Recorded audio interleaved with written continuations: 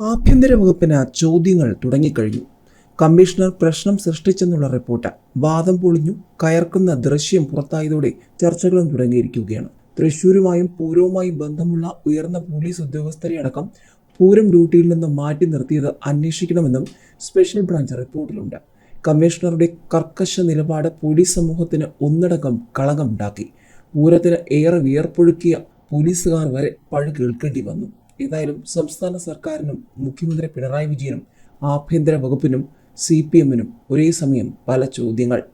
തൃശൂർ പൂരത്തിന് Thrissur city police commissioner Ankit Ashokan പ്രശ്നം സൃഷ്ടിച്ചെന്ന് കാണിച്ച് ആഭ്യന്തര വകുപ്പിന് സ്റ്റേറ്റ് സ്പെഷ്യൽ ബ്രാഞ്ചിന്റെ റിപ്പോർട്ട് നൽകിയതായുള്ള സൂചനകളാണ് ചർച്ചയാകുന്നത്.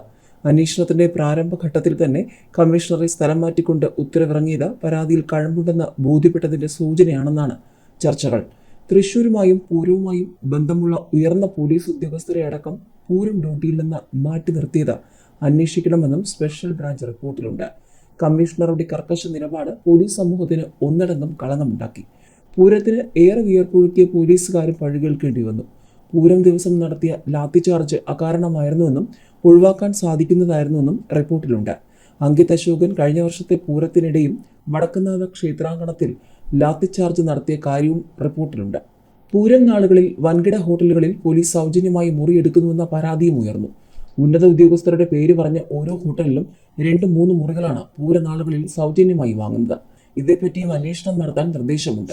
തൃശൂർ പൂരത്തിന് പോലീസ് സേനാംഗങ്ങളിൽ ഒരാൾ പോലും മോശമായി പെരുമാറിയില്ലെന്ന പോലീസിന്റെ വാദം പൊളിച്ച ദൃശ്യങ്ങളും ചർച്ചയായിരിക്കുകയാണ്. പൂരനഗരി നിറയെ CCTV ഉണ്ടായിരുന്നെന്നും അതിലൊന്നിലും പോലീസിന്റെ മോശം പെരുമാറ്റം കണ്ടെത്താനായില്ലെന്നുമാണ് കഴിഞ്ഞ ദിവസം സിറ്റി പോലീസ് അറിയിച്ചത്.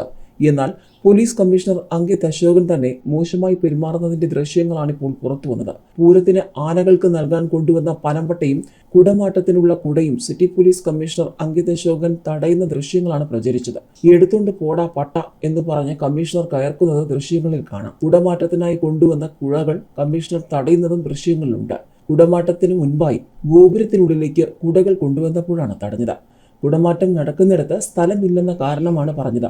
പിന്നീട് ഇവരെ അകത്തേക്ക് വിട്ടു. തിരുവമ്പാടി ഭഗവതിയുടെ എഴുന്നള്ളിപ്പ് തടഞ്ഞും പൂരപ്രേമികൾക്ക് നേരെ ലാത്തിചാർജ് നടത്തിയും പൂരനഗരി ബാരിക്കേഡ് വെച്ച് കെട്ടിയടച്ചും പോലീസ് പൂരം അലങ്കോലപ്പെടുത്താൻ ശ്രമിച്ചതിലുള്ള വിമർശനം സാമൂഹിക മാധ്യമങ്ങളിൽ നിലച്ചിട്ടില്ല. സിറ്റി പോലീസിന്റെ ഫേസ്ബുക്ക് പേജിൽ പൂരപ്രേമികളുടെ വിമർശന പെരുമഴ തുടരുകയാണ്. എഴുന്നള്ളിപ്പും പഞ്ചവാദ്യവും പാതിവെടിയിൽ ഉപേക്ഷിച്ച് പൂരം നിർത്തിവെക്കാൻ തിരുവമ്പാടി ദേവസ്വം നിർബന്ധിതരായതിലെ പ്രതിഷേധവും ശക്തമാണ്.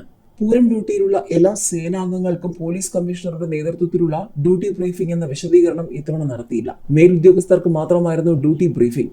മറ്റുള്ളവർക്ക് എവിടെയാണ് ഡ്യൂട്ടി എന്ന് പോലും അറിയില്ലായിരുന്നു. ഭൂരിഭാഗം പേരും ഡ്യൂട്ടി ബുക്ക് പോലും ഒപ്പിട്ട് വാങ്ങിയിട്ടില്ലെന്നും വിവരമുണ്ട്. വനിതാ ഉദ്യോഗസ്ഥരടക്കമുള്ളവർ ഇതോടെ വലഞ്ഞു. മറ്റ് ജില്ലകളിൽ നിന്നെത്തിയ പോലീസുകാരെ അടക്കം പൂരം എങ്ങനെ നടക്കുമെന്ന് കൃത്യമായി ധരിപ്പിക്കാറുണ്ട്. ചടങ്ങുകളും സമയക്രമങ്ങളും അറിയിക്കും. ഇതനുസരിച്ചാണ് ഡ്യൂട്ടി ക്രമീകരിക്കുക.